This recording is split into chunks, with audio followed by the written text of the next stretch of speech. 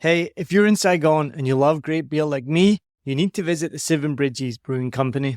They got 2 tap rooms in the city and they're perfect for meeting up with friends or if you're visiting as a tourist, checking it out for a cold beer at the end of a hot day.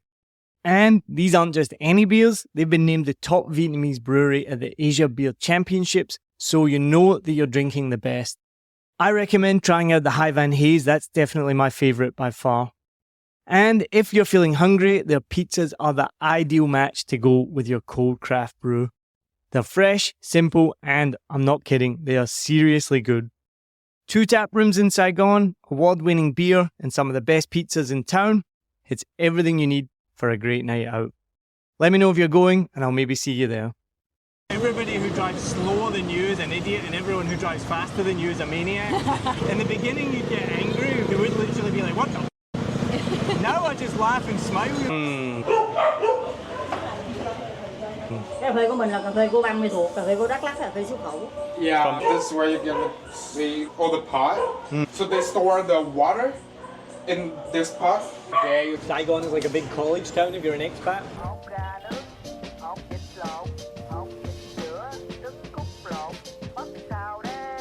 I'm here back in District 4, the most dangerous district in Saigon.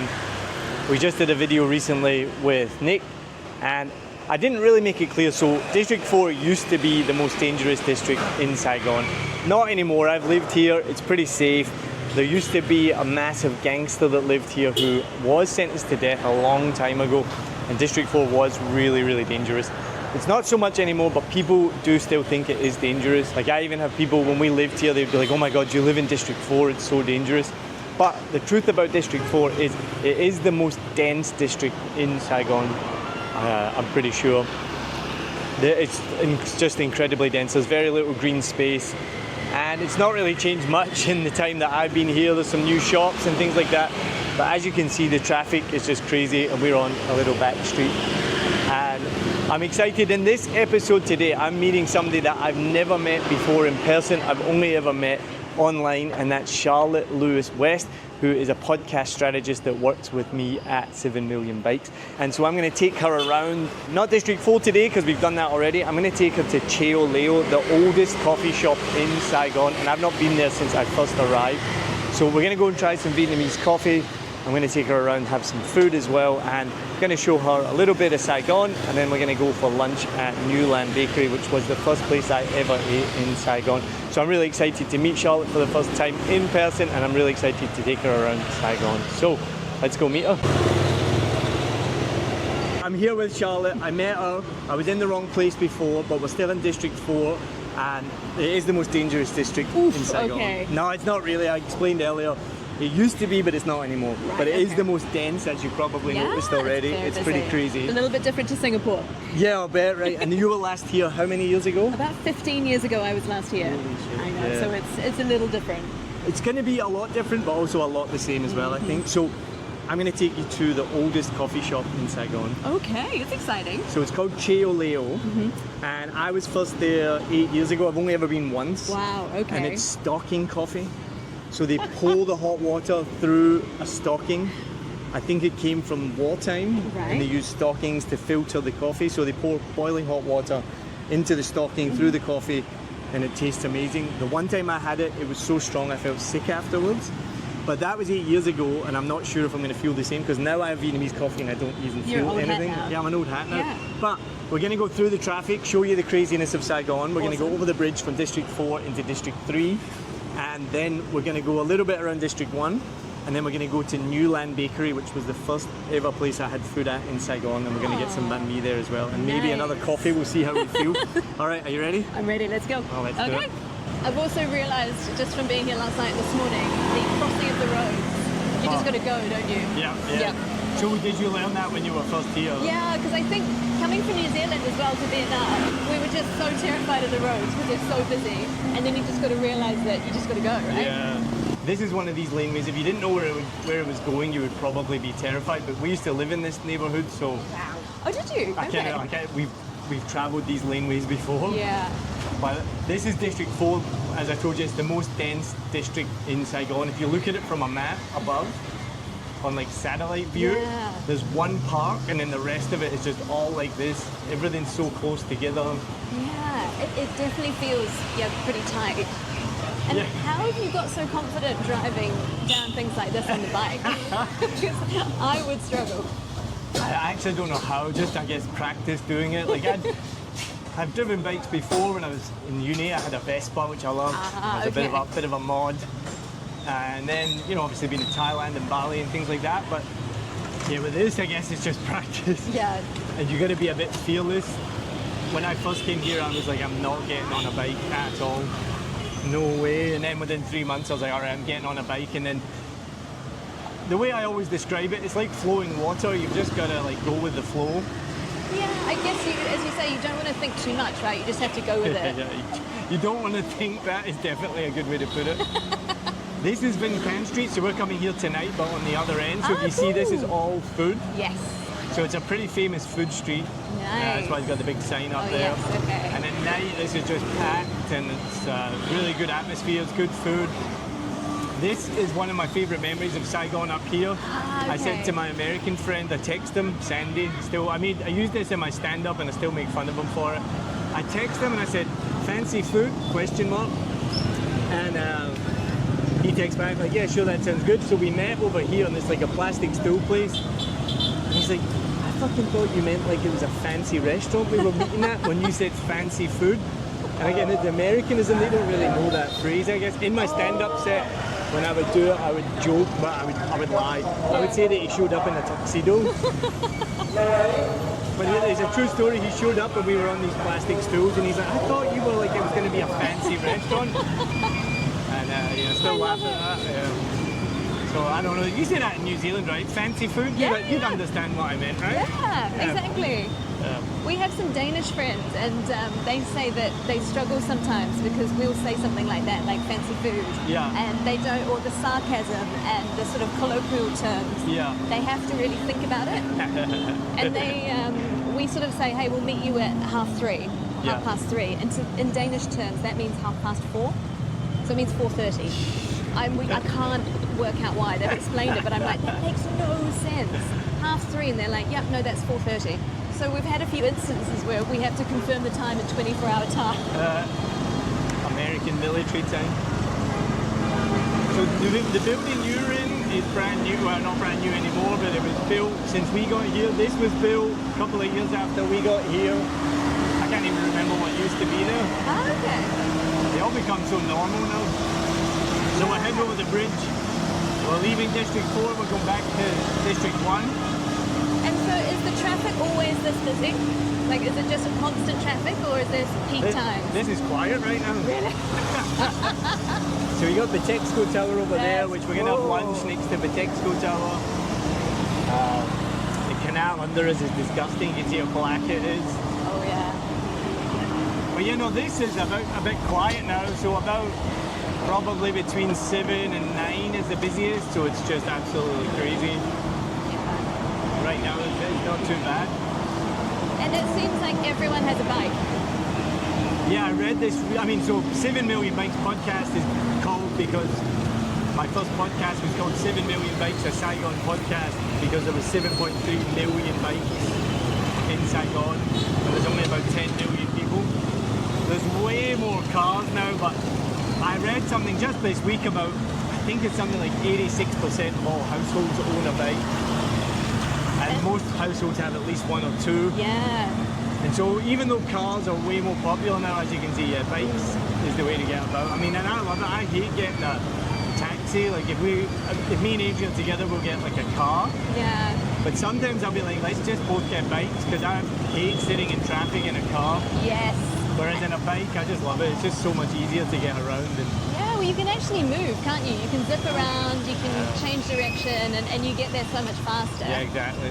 And now we have the electric bike. I love it.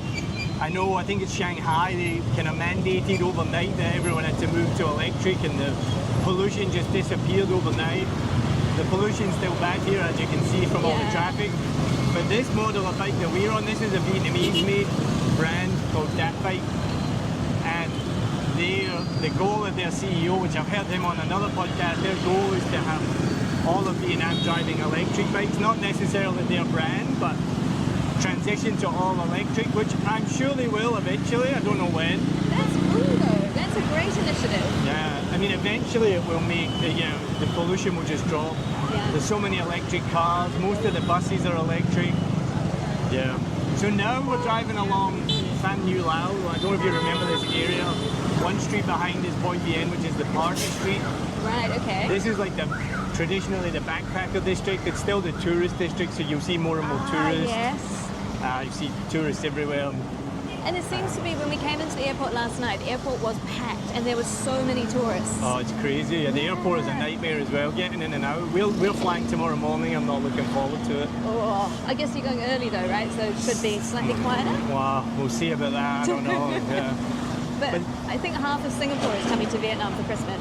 Oh, really? Yeah, and every second person I've spoken to in the last couple of weeks is going, actually to Phu Quoc especially. It seems like there's no rules with your intersections, like you just go, don't you? Everyone just gently goes and that's it. Yeah, I mean, it's one of those ones, there's no rules, but there are rules. Yeah. But I don't even really know how to describe them.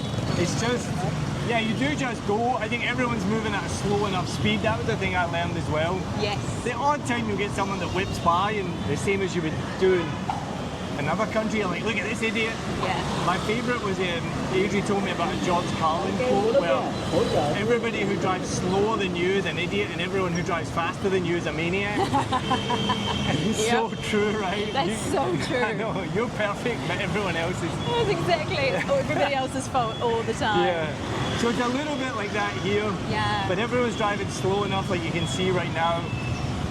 Normally, anytime there is something that happens, you can always brake in time. Yeah. Every now and again, there'll be a maniac who goes by, and you're like, look at this maniac. So we go to District 3, which is even denser than this, I think. And I'm really hoping, oh shit.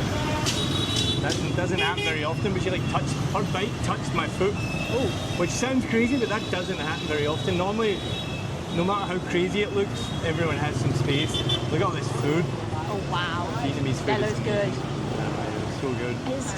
It's so nice to be somewhere that's crazy. Yeah, right, because Singapore is the complete opposite. I always love showing people around because you just get such a different perspective. Oh, you do. And being on the bike is perfect because, you know, in a car or even when you're walking, you know, you're trying to look at everything, but this is like the perfect way to look around. This is the thing as well, right? This is batshit insane. I don't know if you saw that guy in the bike coming towards me. You see he was just smiling at me? Yeah. So this happened last week, right? We were driving down the street and this woman was driving towards me and Adri was on the back and she's like, oh my God. And the woman was like smiling and laughing at me and Adri thought I was angry and she's like, why is she smiling? And I was like, oh, because I'm smiling at her. Because she was in the same position as you, she couldn't see my face. And I've just learned over the years that in the beginning you'd get angry. You would literally be like, what the fuck? Now I just laugh and smile. You're going so slowly. They're in your way, you're in their way. What does it matter? Yeah, and it's all a bit chaotic. Yeah, and you just smile and laugh. So you saw him smiling at me, laughing at me. And then you just go around each other and it's fine. So it takes a bit to get used to. I've definitely had moments where you're like, what the fuck? Yeah, I bet. But now mostly you're just like, you just gotta be serene.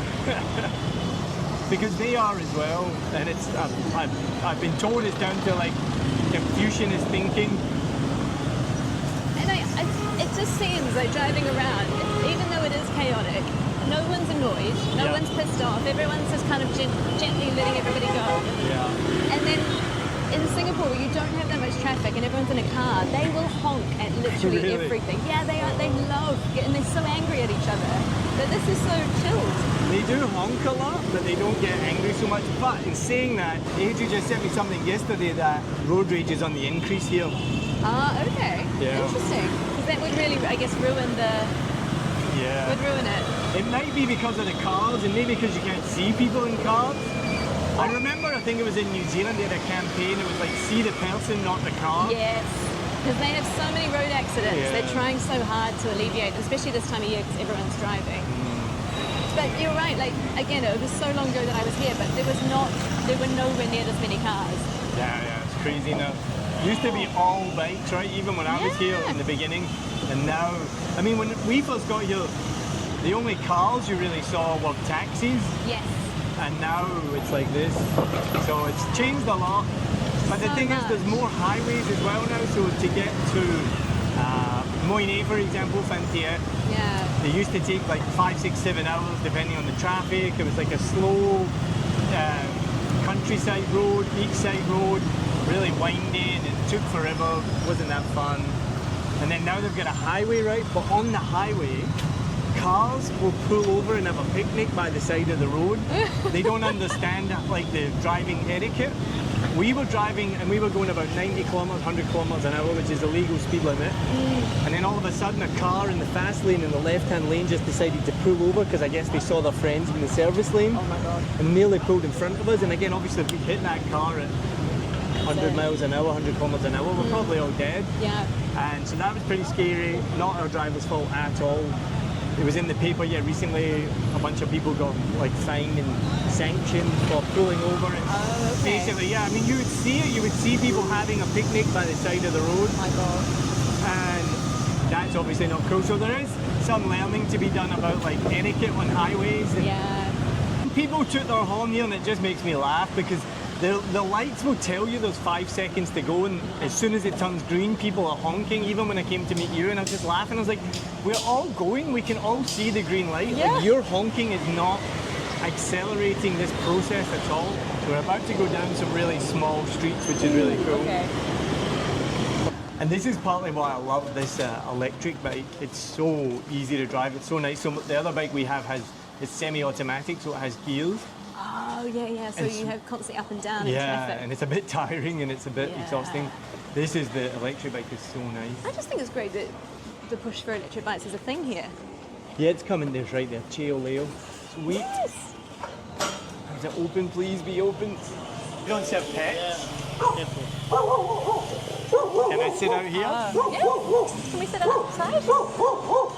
Just we can we sit here? Something about owner, the owner said that they don't serve the best. Yeah. But can we sit here? There's 3 dogs there. Yeah. No? No, yeah. Because like their dog is very No. Yeah. Can we get a takeaway coffee then? yeah, okay. Okay.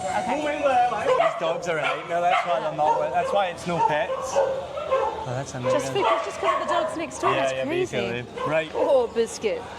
They're very noisy. Okay. Can we get high cafe soda, it's sữa? It's alright. Yeah. Okay.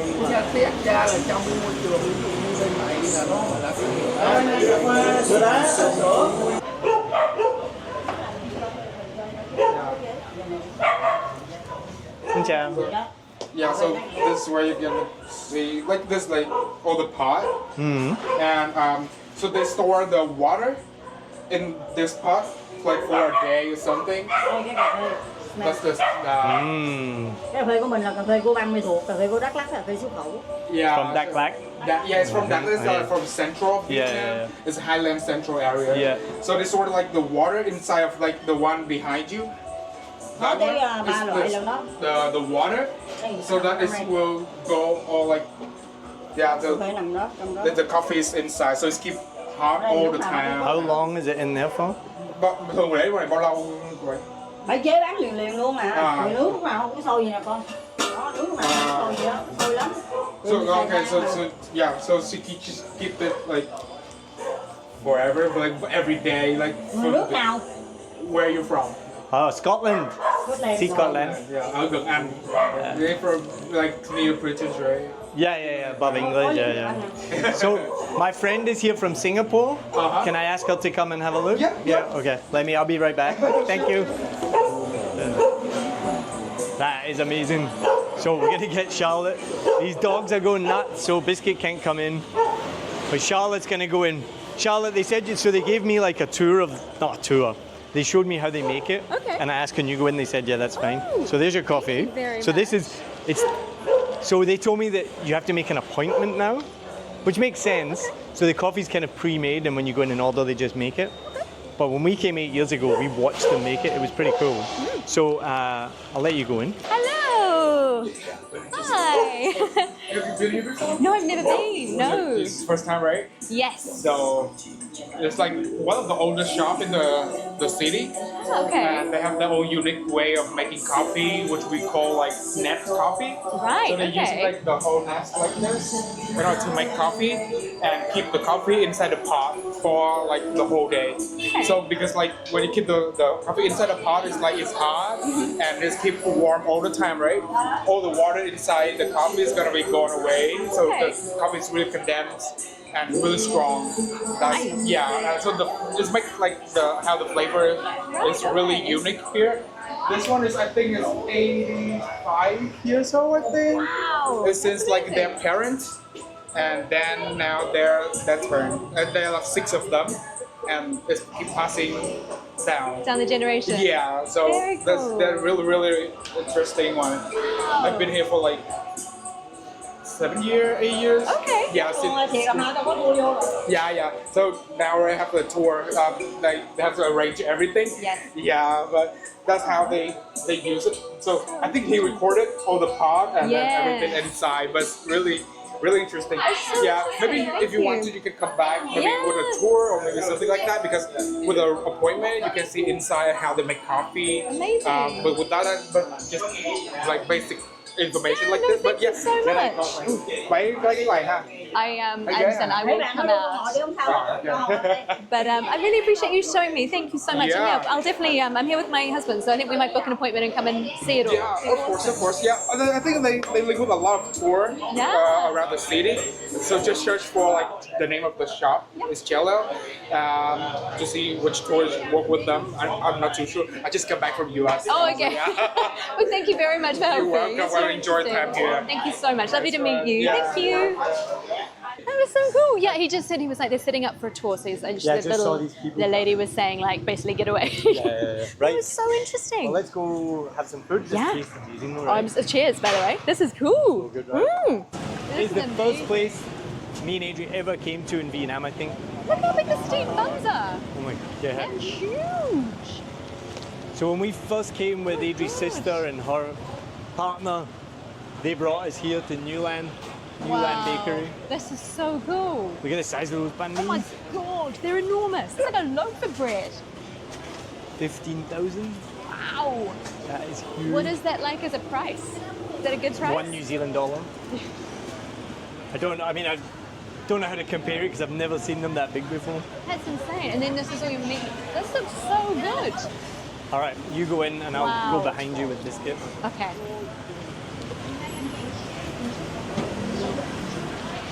Then Ooh, there's so many things.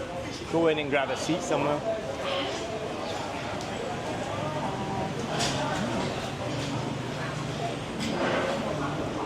And how do you tell a good Right. place to eat or not? What's your, as a local now? Wow, I've been given shit for this. I say the dirtier the better. Which some people agree with me and some people don't. So you've got fresh spring rolls. Ooh, you've got the crab noodle soup.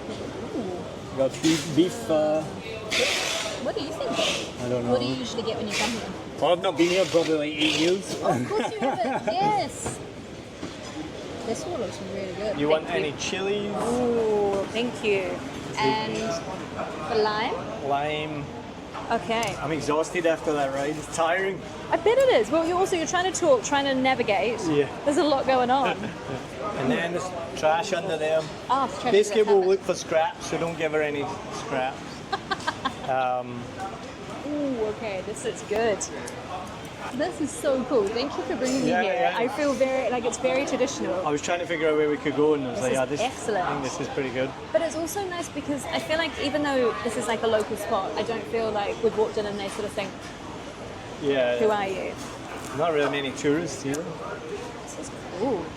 So is there anything in terms of like traditional Vietnamese food that is really popular but you don't like? Like unpopular opinion type of thing? Yeah, I don't like pho that much. Do you not? No.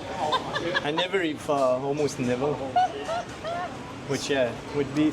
I But we love it. talked about it the other day, and I called like pho as like a gateway drug, a gateway food to all the other good ones, like other Bun Thit Nong and Phan Dam, a whole bunch of other ones.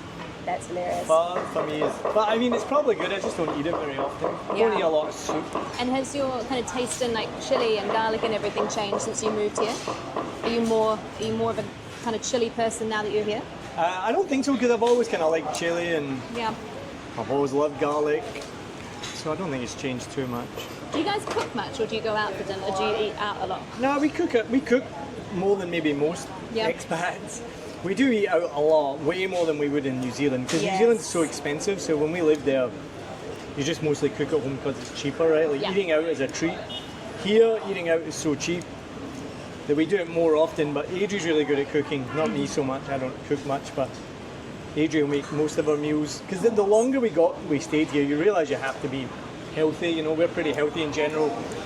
And in the beginning, I remember somebody said that Saigon is like a big college town if you're an expat, which is kind of true. A lot of young people as well. Not that we're that young, but lots of young people. You party. We did that in the beginning, but then once we were staying here for longer, we're like, it's not a sustainable life. Like, we don't want to live like this forever. Yeah. I think we were exactly the same in Singapore. Most of our friends don't cook, or they'll maybe cook like once or twice a week, but I'll cook like during the week most nights. As you say, we still go out more than we ever would in London, but I cook so much more because you're not healthy. If you go to the Hawkers every night, I feel awful. Yeah, exactly. And like, this food is good, but it's not a huge amount of protein. No. Lots of salt. A lot of salt as well, I guess, by the time, if you're eating this all the time. Yeah. Yeah, I agree. And you kind of, if you live somewhere for a while, you bed in by cooking and having routine, I think. Like you said, go to the gym, cook. Yeah, I mean, in New Zealand, we had that routine, and then you fall out of it here. But then eventually you're like, no, we need to get back into that routine. So I think we've maybe cooked, I don't know about families and things like that, but I think out of our friends, we probably cook at home the most. But that's down to Adrian, not me. What is your rating of this, do you think? Yeah. That's good. I don't eat beef pho like ever, so I just managed to spray it all over my face. So I don't have much of a rating, but it's good. I just don't eat much soup here. We laugh about this as well. It's like a hot country, and then they have a steaming hot bowl of soup, normally with lots of chilies in it as well. And you're like, how do you eat this in a hot country? I always drink that. I know as well in Singapore, like I try and go to the Hawkers and you have the big wonton soups, and I'm like, but I am sweating already, and then I have the hot soup, and it's all going on. Yeah. And it's just Crazy, it's right? so much, but that's just Someone told me when I first moved to Singapore that if you have that a hot soup will cool you down, and I am yet to find that out. It has never happened for me. I mean, New Zealand, Scotland, soup is a winter food, right? Yeah. Like that. There you go. Also, as well, like it's not easy or quick to eat. But what I've noticed over the years, it's so funny. Like Vietnamese people can finish it in a. We've been out for like somewhere like here. Vietnamese people who sit next to us, and we've barely touched ours, and they've already finished it and left. And we're like, I don't even know how. You look at the bowl, it's empty, and I'm like, I don't even know how you do that. It's pretty impressive. But you know, this is really tasty. This is good. It is very tasty. But see, I'm not a big beef fan, and so this has got like fat on it, which I wouldn't eat, and then even the beef is quite tough. No, that's all right. I'm just fussy. Some people don't care. James is a bit like you. He doesn't like the fatty bits on the meat. No. And I us- think most Westerners don't. I think that's definitely a difference with Vietnamese people is a lot of the food is, especially the beef or the whatever the food. Like we go for the really good chicken soup place, and sometimes you get really good chicken, but it's often like it's still got the skin on it. There's bits of cartilage and fat, and you have to peel it off. Other people don't, I know. which it's just the way it is here. We were talking the other day about how Asian food versus Western food, they love, it seems like texture is a big thing for the meat, whereas we don't like it. Like as you say, we don't like bristle, we don't like tendon, we don't, coming from the West, we like just a piece of meat. And I don't like it either, but when you go to Asia, all of the meat cuts are completely different because they seem to enjoy chewing and Yeah. all I of mean, that you like stuff. chicken cartilage here is a thing. Yep. Jam. And Just- it's the amount of chicken feet that I've seen since I've been here. So many chicken feet. People love them. I've never actually tried it. Never put a chicken foot in my mouth, No, I don't. and I don't want to either. No. And we did it one time because, so I'm forgetting already, but chicken feet is kanga. I'm probably saying this wrong. And chicken wing is changa. I think it's the other way around. I can't remember now. That's how bad we are. We don't even know. So, and one time we ordered this guy's seen biscuit. She's so chill. I know, yeah, she's pretty good. Yeah. And so we went to this restaurant, not that long ago, like a year ago or something. We'd been here for a long time. Hey, sit down. Yeah, we'd been here for like, this was only a year ago. And we did the Google Translate and it just came up wrong, I guess. Wherever it was, we ordered the wrong thing and we got a whole bowl of chicken feet. And we didn't want to, couldn't send it back. We just paid for it, just didn't eat it. And it was so embarrassing. It was just this big plate of chicken feet. Yeah, and you can't. There's some things that I'm like, oh look, I'll give it a try. But chicken feet is not something that I could do. Did you go for a fly?